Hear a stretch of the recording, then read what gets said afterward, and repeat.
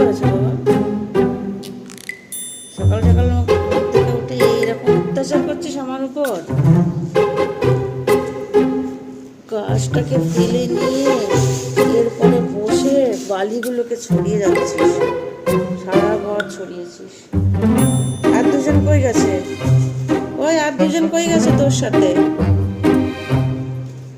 কানটাকে লাল করে দিয়ে এদিকে এদিকে এদিকে এদিকে এদিকে। গাছটাকেই তুলে ফেলেছে পুরোটাকে। ভগবান, এই আর দুজন কই গেছে রে? এই যে